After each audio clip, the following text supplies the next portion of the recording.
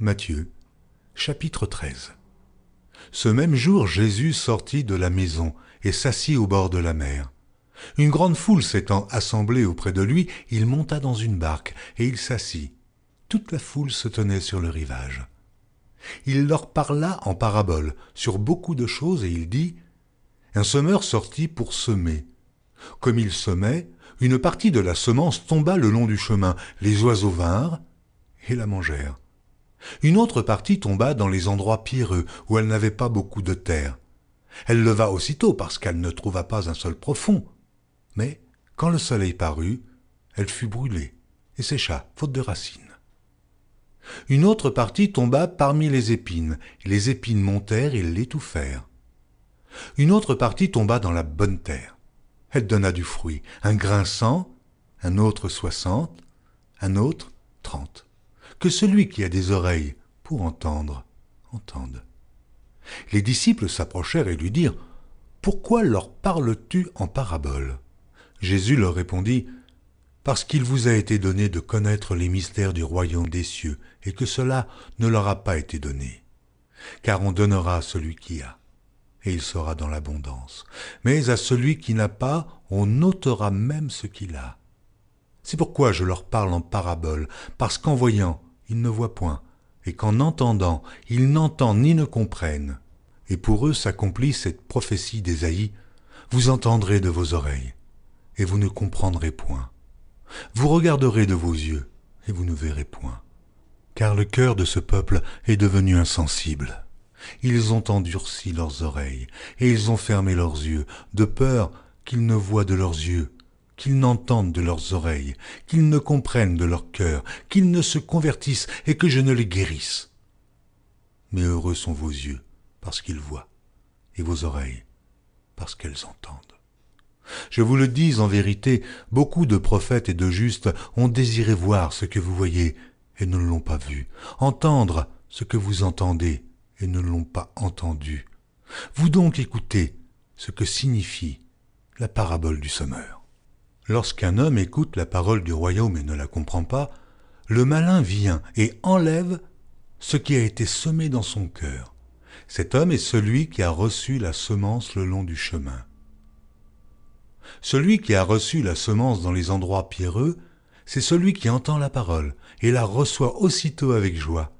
Mais il n'a pas de racine en lui-même, il manque de persistance, et dès que survient une tribulation ou une persécution à cause de la parole, il y trouve une occasion de chute. Celui qui a reçu la semence parmi les épines, c'est celui qui entend la parole, mais en qui les soucis du siècle et la séduction des richesses étouffent cette parole et la rendent infructueuse. Celui qui a reçu la semence dans la bonne terre, c'est celui qui entend la parole et la comprend. Il porte du fruit, et un grain en donne 100, un autre 60, et un autre 30. Il leur proposa une autre parabole, et il dit « Le royaume des cieux est semblable à un homme qui a semé une bonne semence dans son champ, mais, pendant que les gens dormaient, son ennemi vint, sema de l'ivraie parmi le blé, et s'en alla. Lorsque l'herbe eut poussé et donné du fruit, l'ivraie parut aussi. Les serviteurs du maître de la maison vinrent lui dire « Seigneur, n'as-tu pas semé une bonne semence dans ton champ? D'où vient donc qu'il y ait de l'ivraie ?» Il leur répondit « C'est un ennemi qui a fait cela. » Et les serviteurs lui dirent « Veux-tu que nous allions l'arracher ?» « Non, dit-il, de peur qu'en arrachant l'ivraie, vous ne déraciniez en même temps le blé. Laissez croître ensemble l'un et l'autre jusqu'à la moisson, et, à l'époque de la moisson, je dirai au moissonneur, arrachez d'abord l'ivraie et liez-la en gerbe pour la brûler, puis amassez le blé dans mon grenier. Il leur proposa une autre parabole, et il dit, le royaume des cieux est semblable à un grain de sénévé qu'un homme a pris et semé dans son champ. C'est la plus petite de toutes les semences, mais, quand il a poussé, il est plus grand que les légumes et devient un arbre, de sorte que les oiseaux du ciel viennent habiter dans ses branches. Il leur dit cette autre parabole.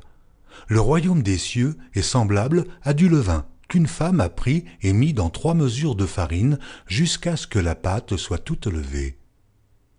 Jésus dit à la foule toutes ces choses en paraboles, et il ne lui parlait point sans parabole, afin que s'accomplît ce qui avait été annoncé par le prophète. « J'ouvrirai ma bouche en parabole, je publierai des choses cachées depuis la création du monde. » Alors il renvoya la foule et entra dans la maison. Ses disciples s'approchèrent de lui et dirent « Explique-nous la parabole de l'ivraie du champ. » Il répondit « Celui qui sème la bonne semence, c'est le Fils de l'homme.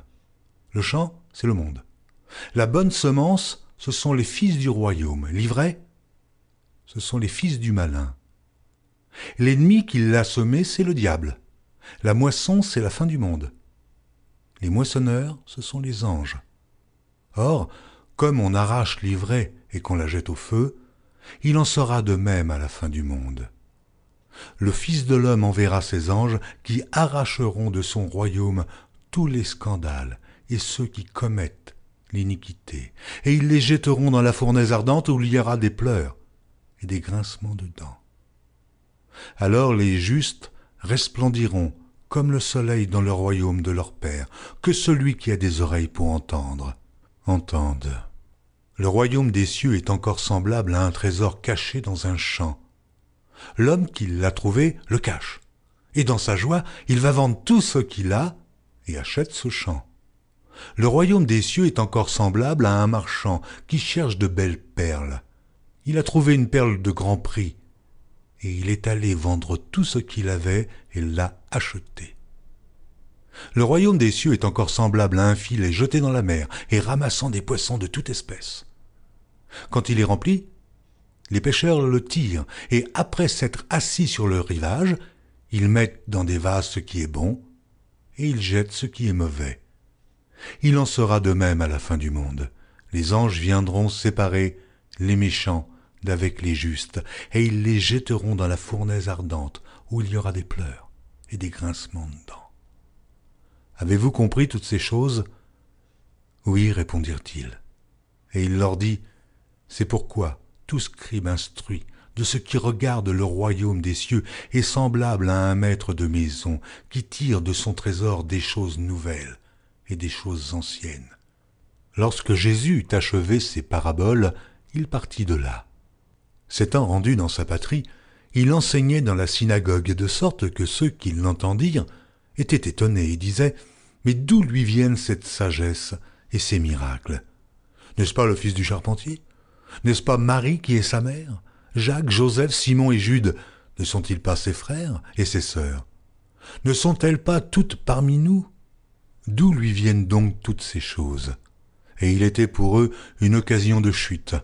Mais Jésus leur dit, « Un prophète n'est méprisé que dans sa patrie et dans sa maison. » Et il ne fit pas beaucoup de miracles dans ce lieu à cause de leur incrédulité.